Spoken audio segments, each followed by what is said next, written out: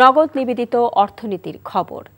বেক্সিমকো গ্রুপের কোম্পানিগুলোকে দেখাশোনার জন্য কেন রিসিভার নিয়োগ দেওয়া হবে না এবং তাদের সম্পত্তি বাজেয়াপ্ত করতে কেন নির্দেশ দেওয়া হবে না তা জানতে চেয়ে রুল জারি করেছেন হাইকোর্ট। আজ বিচারপতি AKM আসাদুজ্জামান ও বিচারপতি মোহাম্মদ মাহবুবুল ইসলামের হাইকোর্ট বেঞ্চ এ রুল জারি করেন। সরকারের সংশ্লিষ্ট কর্তৃপক্ষকে আগামী 4 সপ্তাহের মধ্যে রুলের জবাব দিতে বলা হয়েছে।